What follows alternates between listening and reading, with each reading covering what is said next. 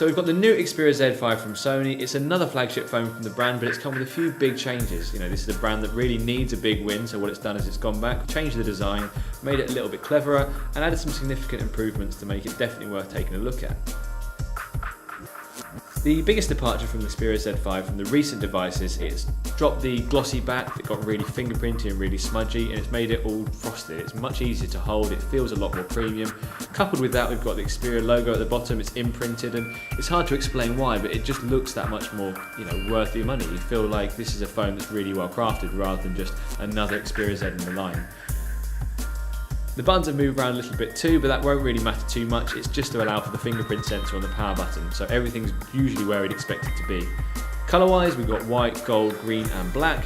It's great to see the NFC logo on the back as well. It means we know exactly where it's going to be, and if you're going to be tapping this phone for contactless payments, connected to Bluetooth speakers, it's good to know where you should beep rather than rubbing the phone up and down all the time. Now the biggest change design-wise is on the right-hand edge. The power button has been moved down slightly, so it means it fits more nicely in the hand, and that's really great for the fingerprint sensor, which we'll come onto in a minute, but it means it works more quickly.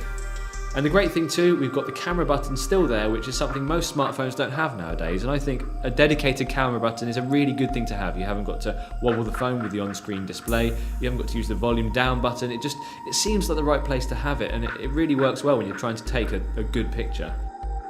And the other really amazing thing about the phone is it's actually water and dust resistant, and you wouldn't really believe it thinking it does look as good as Samsung S6 and iPhone 6s. It feels like it's in that bracket, and yet at the same time you've got a phone that will, you can drop it in the water, you can drop it in the toilet and it will still keep going. So that's really impressive from Sony to have all the ports uncovered apart from the microSD and nano SIM bit at the top.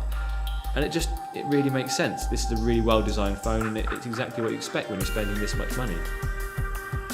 A lot of top-end phones at the moment have got a QHD display. That's 2K to some people, but it basically means it's the next level up from Full HD. Now Sony hasn't gone down that road with the Xperia Z5, instead it's stuck with the standard Full HD that it's done in the last 5 or 6 phones, but it still looks really good. It's got Bravia technology in there, it's got X Reality, and all those are just brand names. It basically means that it looks really good from all angles, it looks colourful, it's really bright in direct sunlight, and it's just a good display. So it saves battery too, which makes perfect sense when you've got this smartphone that just shows the content that you really need it to do.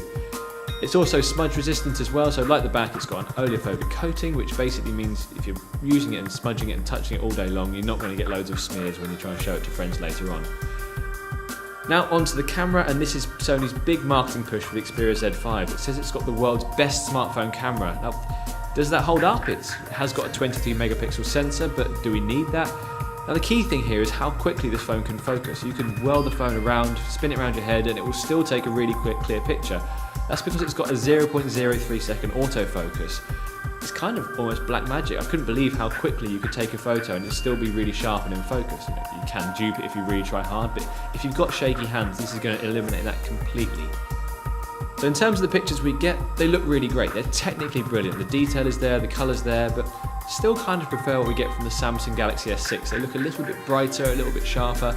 Could be the screen that we're looking at them on, but it's really down to subjectivity at this point. It's what you prefer. If you want a really accomplished camera, the Xperia Z5 really does perform. When it comes to filming, you've got 4K video, which is pretty much default on most smartphones these days, but you can go smoother. You can choose Full HD at 60 frames per second or 720p at 120 frames per second, and there you're getting some really smooth footage. If you try it out, you're going to get a really lovely looking video. You can slow down, you can play with, it gives you that much more information. You've also got face detection, HDR, LED flash, and phase detection autofocus, which basically means everything will be clear, crisp, and whenever you're moving the phone around taking a video, it will look good. That's the key thing. And on the front, we've got a 5.1 megapixel selfie camera, which is pretty much the same as the Z3 Plus. It hasn't changed much, it can still do Full HD filming, it works as you'd expect it to, and you get some good selfies. It's good to see that Sony has finally included a fingerprint scanner in the Xperia Z5. It sits on the side of the phone in the power button, so it's naturally where you rest your finger. It opens up really quickly, it's really powerful, and it's good to see Sony joining the rest of the market. It also means that when you've got Android Pay coming further down the line, you'll be able to use your phone to pay for stuff as well. It's a good move to have. There's microSD support too, so if you want more than the 32GB that's already on board, you can expand it really easily. Now when it comes to performance of the Xperia Z5, we were worried. It's got the Snapdragon 810 processor that was used in the Xperia Z3 Plus, and that phone was a bit of a mess. It had overheating problems, apps were crashing. What we expected was a really premium smartphone, and we didn't get it. We gave it 3 out of 5 for a reason. Things have improved massively with Xperia Z5, and we're really happy to see that because it means that everything works as you'd expect it to. You can take 4K video for ages, the phone doesn't start to get really hot and crash. The apps work well, and it really performs as a top-end smartphone should. In terms of the software on board, it's Android 5.1 Lollipop, with Marshmallow coming down the line, so that should improve battery life even more, give you more great features. And yeah, it's got Sony's Xperia UI on top, but if you're into the Sony brand, it works really well. Everything's where it should be. It looks a little bit dated, but essentially it works really well. One of the other big things that Sony really loves to talk about with its smartphones is the battery life. And it says it's got one of the best on the market because it's got stamina mode, it's got really clever ways of optimizing the screen. And yeah, the Xperia Z5 does kind of stack up to that. It does have one of the longer battery lives out there. It's not 2 days though. I think we'll get for about a day and a half on medium usage, which is more than the rest of the market. It's not as leading as Sony thinks it is, but it works really well. And it's a great comeback again from the Z3 Plus, which was again just terrible in terms of battery life. So really good to see Sony pushing this up again. So overall, what do we think of the Sony Xperia Z5? Well, we like it. It's a really good phone. It's got good design, a strong screen, and a really great camera. And for a lot of people, that's what they want in a smartphone. There are some issues. The Sony Xperia UI isn't quite what we'd want it to be in terms of a modern user interface. And the Xperia Z5 looks like the Xperia Zs of old. It hasn't really updated.